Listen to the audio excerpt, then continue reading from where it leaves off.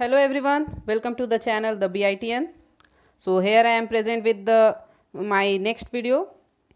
और previous video में हम लोग डील कर चुके हैं रेस्पिरेशन इन ह्यूमंस। तो ज़्यादा बात ना करते हुए हम लोग आगे पढ़ाई शुरू करते हैं। ठीक है, आप लोग जब रेस्पिरेशन इन प्लांट्स हम आप लोगों को पढ़ा रहे हैं तो बता देना चाहते हैं कि जब आप लोग इसको बुक में चेक करोगे you are not going to get this topic. आप लोगों को ये टॉपिक नहीं मिलेगी। क्यों? क्योंकि ये एनसीईआरटी में है ही नहीं। तो आप लोग पूछोगे कि आउट ऑफ सिलेबस जाके क्यों पढ़ा रहे हैं। So don't worry, we are here to motivate you, not to discourage you, only motivation. ठीक है, तो अगर हम पढ़ा रहे हैं तो जाहिर सी बात है ये आपको इस एग्ज़ाम में तो आएगा ही आएगा, साथ ही आपके फ्यूचर में भी काम करेगा।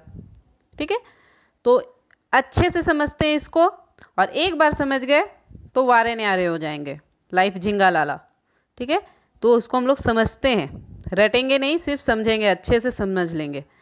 तो सबसे फर्स्ट हम लोग समझते हैं फोटोसिंथेसिस एंड सेल्यूलर रेस्पिरेशन। तो हम लोग प्रीवियस वीडियो में डील किए थे सेल्यूलर रेस्पिरेशन के बारे में, सब कुछ समझे थे कि एक्चुअल में सेल्यूलर रेस्पिरेशन क्या होता है। थोड़ा कलर चेंज कर देते हैं, दिखेगा नहीं क्योंकि ब्लैक है ना। तो ये एक्चुअल में सेल्यूलर रेस्पिरेशन क्या होता है। तो जो भी रेस्पिरेशन सेल में हो उसको सेल्यूलर रेस्पिरेशन कहते हैं, है ना। इसको हम लोग समझ लिए थे अच्छे से। और फोटोसिंथेसिस क्या होता है?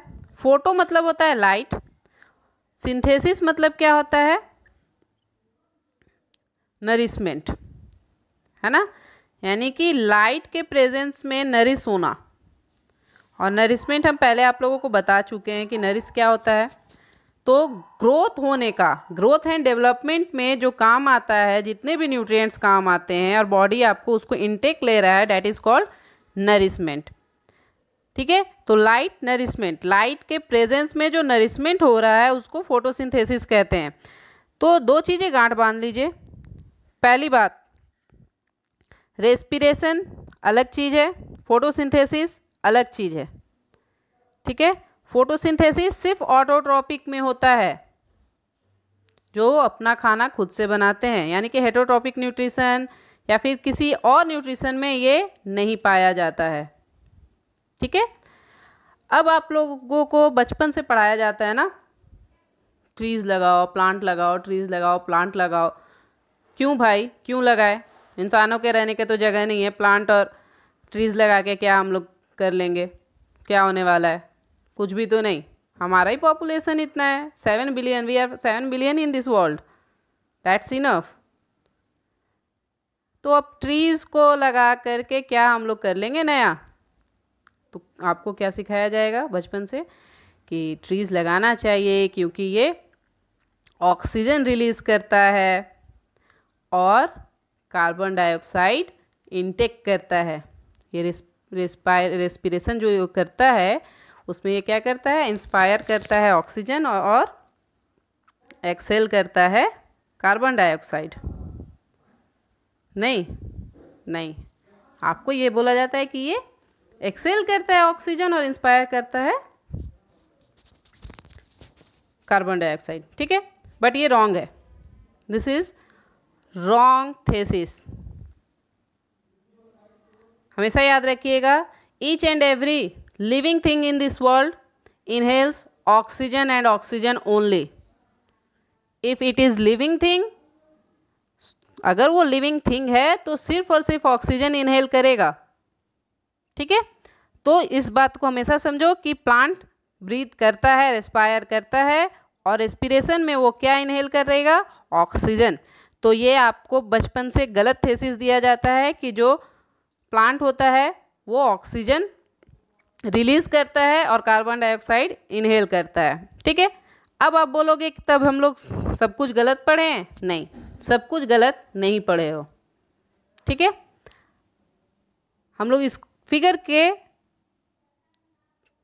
माध्यम से, मीडियम से अच्छे से समझते हैं। तो देखो, एक्चुअल में होता क्या है कि जो आप लोग पढ़े हो उसको हम लोग फोटोसिंथेसिस कहते हैं। यानी कि जो खाना बनाने का प्रोसेस है प्लांट का, उस दौरान वो क्या करता है कि CO2 को वो इन्वॉल्व करता है, यानी कि लेता है, इनटेक लेता है। देखो यहाँ पे क्या होता है, CO2, वाटर, H2O और सनलाइट।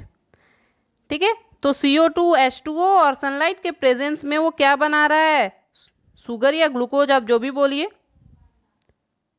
ठीक है, और रिलीज क्या कर रहा है, ऑक्सीजन। तो इसको रेस्पिरेशन नहीं कहेंगे, ये हो गया फोटोसिंथेसिस। ठीक है, और सिमिलरली अगर हम लोग सेल्यूलर रेस्पिरेशन में आ जाते हैं, तो सेल्यूलर रेस्पिरेशन में क्या हो रहा है ये भी देख लेते हैं। तो यहाँ पे क्या कर रहा है कि वो ऑक्सीजन ले रहा है। ठीक है, और याद रखिएगा कि 3 पार्ट्स में वो ऑक्सीजन लेता है प्लांट्स। फर्स्ट थ्रू लीव्स, ठीक है, मीडियम क्या होता है, डिफ्यूज़न। थ्रू रूट्स, मीडियम क्या होता है, डिफ्यूज़न। और थ्रू स्टेम्स, मीडियम क्या होता है, डिफ्यूज़न। तीनों में वो डिफ्यूज़न के थ्रू ही ऑक्सीजन को इनहेल कर रहा है, रेस्पायर कर रहा है। और रिलीज़ क्या कर रहा है, जब वो रेस्पिरेशन कर रहा है तो हम लोग क्या रिलीज़ करते हैं, याद करो तो क्या पढ़ाए थे हम लोग, क्या रेस्पायर करते हैं, रेस्पिरेशन करते हैं। तो हमारा प्रोसेस क्या होता है कि हम लोग ऑक्सीजन के मीडियम से एनर्जी प्रोड्यूस करें। तो यहाँ पे भी सिमिलर है। ठीक है, तो ये क्या करता है कि ऑक्सीजन और ग्लूकोज लेकर के आपका कार्बन डाइऑक्साइड और एनर्जी को रिलीज करता है। ठीक है, तो ये हुआ आपका सेल्यूलर रेस्पिरेशन।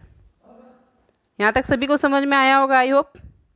तो हम लोग चलिए नेक्स्ट बढ़ते हैं, और जहाँ पे ना समझ में आए ना आप लोगों को, तो कमेंट सेक्शन में कमेंट जरूर कीजिएगा। चलिए नेक्स्ट देखते हैं हम लोग, रेस्पिरेशन इन प्लांट्स।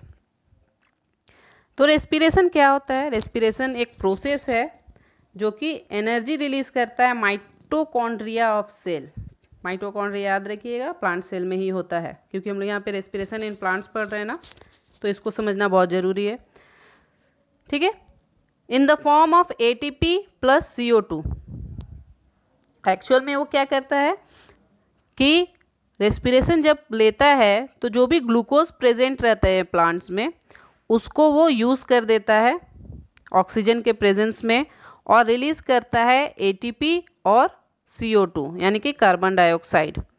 ठीक है, इसका फॉर्मूला हम लोग पहले भी पढ़ चुके हैं ह्यूमन रेस्पिरेशन में, और साथ ही यहाँ पे भी हम आप लोगों को लिख चुके हैं। यहाँ पे देखो 6O2 यानी कि ऑक्सीजन, C6H12O6 यानी कि ग्लूकोज। ठीक है, तो ऑक्सीजन और ग्लूकोज क्या बना रहा है, 6CO2 carbon dioxide, water plus ATP यानी कि एनर्जी। ATP का फुल फॉर्म क्या हो गया, एडिनोसिन, यहाँ लिख देते हैं एडेनोसिन ट्राइफॉस्फेट। ठीक है, मिसकॉन्सेप्शन क्या है आज तक का हम लोगों का, कि plants intakes carbon dioxide and releases oxygen in respiration. Wrong, it is photosynthesis. ये क्या है, फोटोसिंथेसिस है, जिसमें प्लांट्स को नीड क्या होता है, CO2 का, वाटर के प्रेजेंस, CO2 और water in the presence of sunlight, और रिलीज क्या करेगा वो, ग्लूकोज एंड ऑक्सीजन। ठीक है, तो जस्ट इसका रिवर्स, जो यहाँ पे पढ़े उसका रिवर्स यहाँ पे देखो, एनर्जी रिलीज करने के लिए हम लोगों को ऑक्सीजन और ग्लूकोज चाहिए। यहाँ पे जस्ट उल्टा, यहाँ पे हम लोगों को कार्बन, वाटर, सनलाइट चाहिए, ताकि हम लोगों का ग्लूकोज और ऑक्सीजन बन सके, है ना, रिवर्स। तो एक बार आप जो भी केमिकल इक्वेशन याद करोगे, नेक्स्ट आपको बस उसका उल्टा करना रहेगा, ज़्यादा इसमें कोई लोड है नहीं। ठीक है, चलिए नेक्स्ट देखते हैं हम लोग। चलिए देखिए, यहाँ पे हम थोड़ा सा और समझाएं हैं आप लोगों को एरोबिक रेस्पिरेशन एक्चुअल में क्या होता है। तो एरोबिक रेस्पिरेशन क्या होता है, हम लोग ह्यूमंस में भी पढ़ चुके हैं, सिमिलर यहाँ पे भी है। The respiration which uses oxygen, जो ऑक्सीजन के प्रेजेंस में हो उसको हम लोग एरोबिक रेस्पिरेशन कहते हैं। Aerobic respiration, the glucose food is completely broken down into carbon dioxide and water by oxidation. ठीक है, ऑक्सीडेशन के थ्रू ग्लूकोज को कार्बन और वाटर में तोड़ दिया जाता है, और साथ में क्या रिलीज होता है, एनर्जी। इसको मत भूलोगे। Aerobic respiration produces a considerable amount of energy for use by the organism which gets stored in the ATP molecules. ठीक है, अब ये ATP मॉलिक्यूल्स कहाँ मिलता है, तो ये माइटोकॉन्ड्रिया में मिलता है। बाय द वे बता देते हैं, that's why we called mitochondria as power house of the cell. Plant cell का पावर हाउस कौन होता है? माइटोकॉन्ड्रिया। क्यों? क्योंकि उसमें एटीपी मॉलिक्यूल्स होता है, और एटीपी मॉलिक्यूल्स क्या करता है? एनर्जी को स्टोर करके रखता है, और जब ज़रूरत होता है तब एनर्जी रिलीज करता है। ठीक है, तो यहाँ पे देखो next, mitochondria are the sites of aerobic respiration in the cells, thus the breakdown of pyruvate to give carbon dioxide, water and energy takes place in mitochondria. Pyruvate हम आप लोगों को बताए थे कि एरोबिक रेस्पिरेशन में पायरुवेट होता है, क्या किसको कहते हैं? लैक्टिक एसिड, है ना।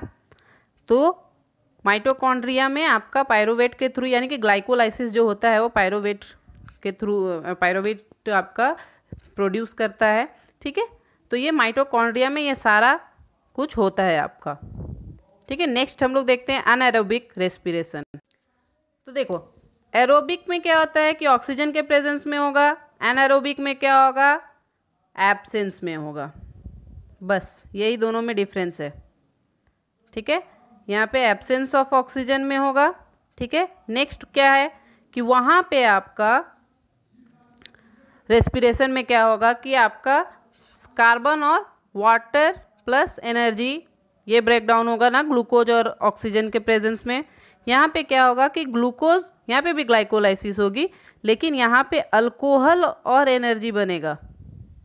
ये सिमिलर हम लोग ह्यूमन रेस्पिरेशन में भी पढ़े हैं, तो एक बार जो भी पढ़ोगे दोनों के लिए वही है। ठीक है, तो यहाँ पे अल्कोहल और एनर्जी प्रोड्यूस होगा। ठीक है, और साथ में ये भी क्या करता है? ये भी एनर्जी रिलीज करता है, 38 एटीपी।